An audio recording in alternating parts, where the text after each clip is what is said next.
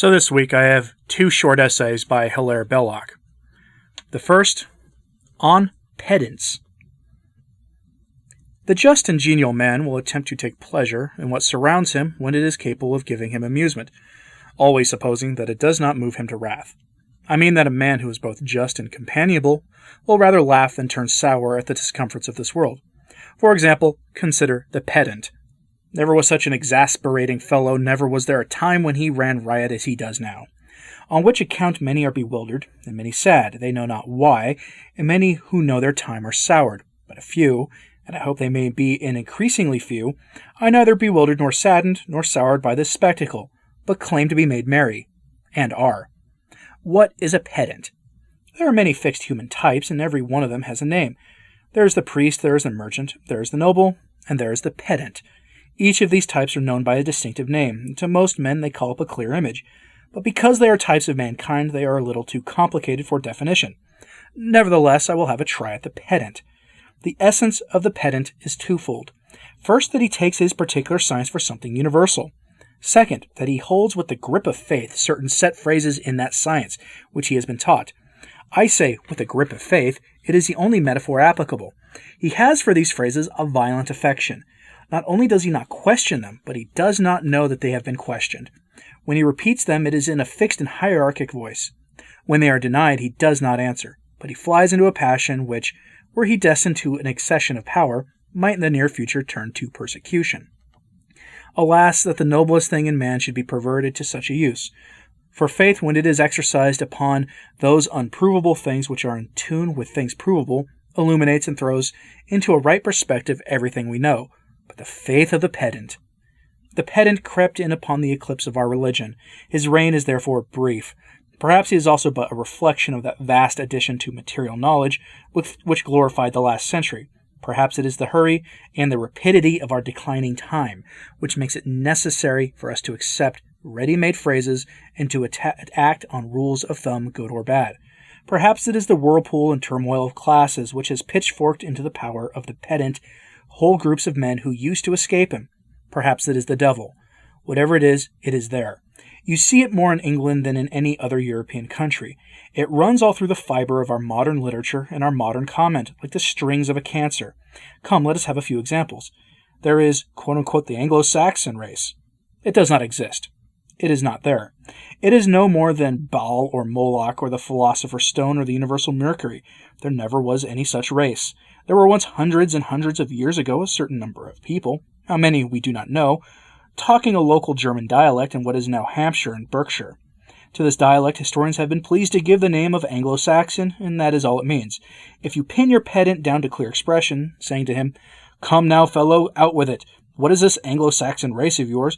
you find that he means a part, and part only, of such people in the world as habitually speak the English language, or one of its dialects that are part only which in a muddy way he sympathizes with, that part which is more or less of his religion, and more or less conformable to his own despicable self. It does not include the Irish, it does not include the poor of the United States, but it does include a horde of Germans, and a mixed rabble of every origin under the sun sweating in the slums of the New World. Why then, you may ask, and you may well ask, does the man use the phrase Anglo-Saxon at all?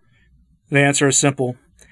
It smacks, or did originally smack, of learning. Among the innumerable factors of modern Europe, one and only one was the invasion of the eastern part of this island, and only the eastern part, by pirates from beyond the North Sea.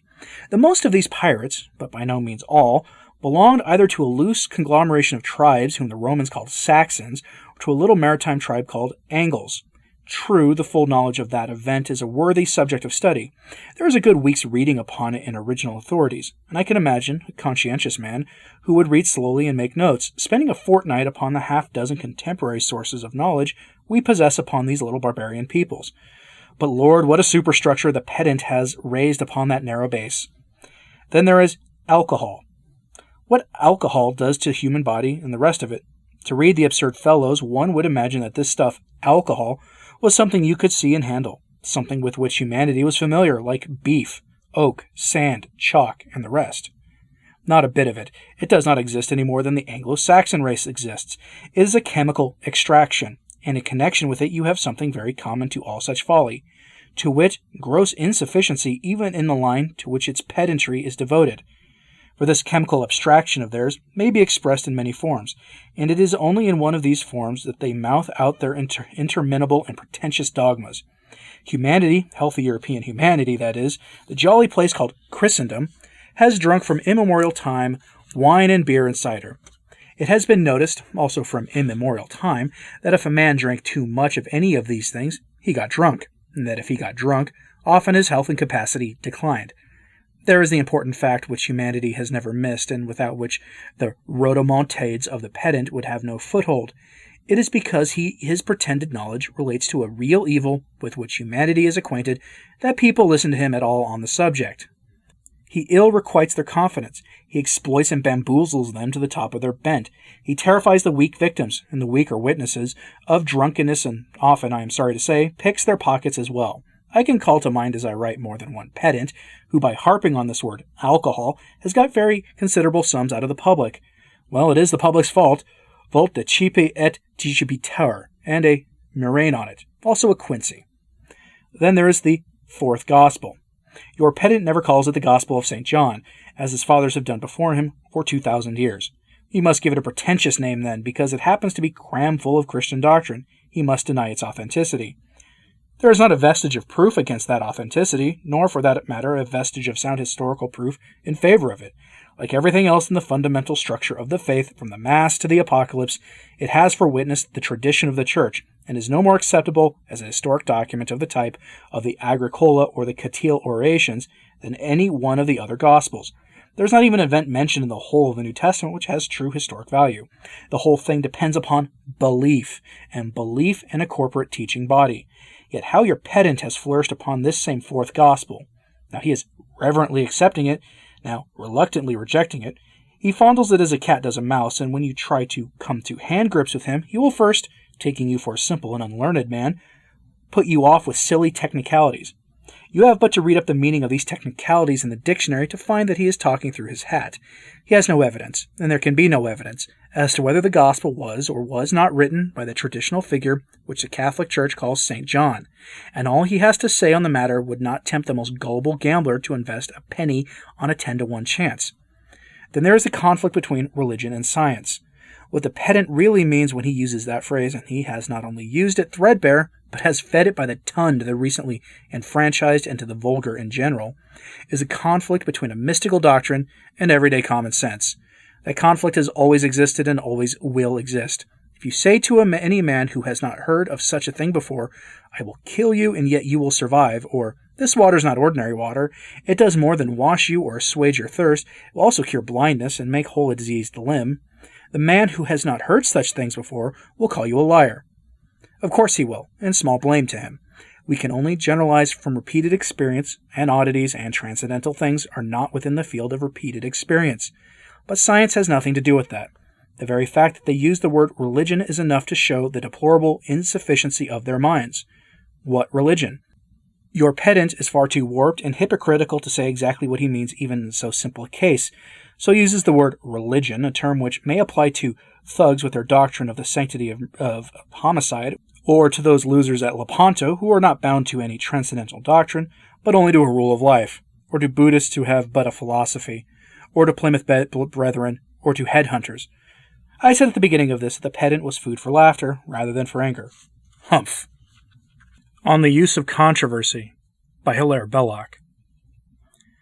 Of controversy it may be said, as of all other things under the sun, that men are divided into two kinds, those who like it and those who don't. But there is this difference about it that people either like it enormously or detest it like poison. Now why is this? I think it is because controversy involves real conflict. All men have in them an instinct for conflict, at least all healthy men. Indeed, as everybody knows, conflict is the mother of all things, and as we are part of all things, we may be excused for liking our mother. But though there is this instinct for conflict in all men, it is, in modern men, and particularly in us today, watered down until it often ceases to be conflict at all. You see that especially in the matter of games. Games are sham conflict. They are so sham that boys are particularly trained to avoid anger in games, and often grow up incapable of anger in real fighting. A game is necessarily restricted to quite artificial rules. One gains a victory in a game, but it is not a real victory. It is only the scoring of points according to those rules. Wherever there is real conflict, there is real victory on one side and real defeat on the other. Attempted, at the least, and nearly always real victory achieved or defeat suffered. So it is with controversy. The end of controversy is the establishment of truth, and he wins who has used such arguments and evidence that no reasonable man can deny his conclusions. He is victorious who convinces the impartial auditor in the long run. Of course, the victor in controversy for the moment is not necessarily the final victor. The Achilles case is an example in point. Newman could not convince the court because the court was not open to conviction, but there is no doubt about posterity came to think about the matter. I think one may indulge the same conclusion about a modern issue in which we ought to have been the victorious side has failed for the moment. When time has softened the enthusiasms at work, one really does usually get a look in. You see that in the case of the diamond necklace, for instance, and it is true of a good many other historical debates, which were passionate in their day. They have been settled once and for all, and we owe that boon to controversy, for it is a boon to have both truth apparent and establish. There is also this good about controversy, that is, what few other forms of conflict have, and that it is a highly comic side. For one thing, men are always amusing when they lose their tempers. Anyhow, they are amusing in the eyes of those who suffer no consequences from their ill humor. Now it is in the nature of controversy to make men lose their tempers, by which quality it breeds quantities of fun. The thing has been expressed in the phrase, I don't know who first used it, ille sclericatissimus Brunchius. Whoever Brunchius may have been, perhaps he was a German called Brunk, I don't know, his opponent evidently got very excited and came to regard him as a sort of criminal for differing from him. Theological controversy is a fine breeding ground for this kind of thing, and especially theologic controversy based upon history. When the controversy merely turns upon an idea, as for instance whether the soul of man can be immortal, though men will get very heated, they can't appeal to obvious and material proof, so the man who won't be convinced remains unconvinced. That is, properly speaking, no victory in a conflict of that kind. I mean no strictly logical or experimental victory on the lines of deductive reasoning, or of experience. The other man can always declare himself unconvinced, but appeals to some theological point upon which historical evidence comes into court is quite another matter. There, people do indeed lose their tempers gloriously, and I fancy the reason is this, that the victorious side having appealed to fact, not principle or faith, is felt by his opponent to be hitting below the belt. I have often noticed how when something in dispute has been settled by the quotation of an indisputable text, the anger of the defeated is exceptional. It is though a man felt, I don't mind your making the gesture of hitting me and beating the air, but I do mind your beating me. A man says, for instance, that a particular doctrine was not yet received at a particular date because there is no manuscript evidence thereof. His opponent trots out manuscript evidence which the other hadn't heard of because it was discovered recently, and at once the fat is in the fire. Clinching evidence angers men so much that they will sometimes end by denying the obvious, rather than admit it. There was a controversy, some years ago, between a specialist in biology and a superficial amateur on a biological point, which was only indirectly theological, but sufficiently theological to rouse passion. The amateur said that a certain high authority had denied the descent of birds from reptiles. The specialist imprudently affirmed that the high authority had never said anything of the kind, for the specialist took it for granted that the wretched amateur could not know what he was talking about. Within that specialist's mind, the descent of birds from reptiles was as firm a dogma as the descent of Englishmen from Germans was to the Oxford of my youth. Then the amateur quoted the disputed passage, verbatim. It was simple, direct, emphatic. The high authority had emphatically denied the descent of birds from reptiles. In vain did the unfortunate amateur plead his own ignorance and say, I don't pretend to understand the evidence, I only know that this was what the high authority wrote. His opponent would not be comforted. He complained that the argument had been held in reserve and exploded under his feet like a landmine, without warning. This was indeed the case, but the complaint did not undo the force of the evidence. As for the modern contention that controversy leads nowhere, that no one is ever convinced by it, and so forth, surely it belongs to the general modern denial of the human reason. As the phrase goes, it has long been proved there is no such thing as proof. As a fact, a mere fact of history, nearly everything we hold to be truth, save what comes immediately from the evidence of our senses, has been established by controversy. One need not go so far as to say, as did a friend of mine some few years ago, I make men angry, and that is always a good thing. But one can say that controversy, violent in proportion to the importance of its matter, has decided truth perpetually in the past, and will continue to decide it for the future. Therefore let all good controversialists take heart. Their effort is not wasted, even when they fail. For even when they fail, they have served as the anvil on which truth was forged. I use the word forged in no ambiguous sense, and if they have succeeded, why then they have been the hammer. So may all those who were upon my side in a controversy, and very willingly will I accord to the other side the highest anvil of honors.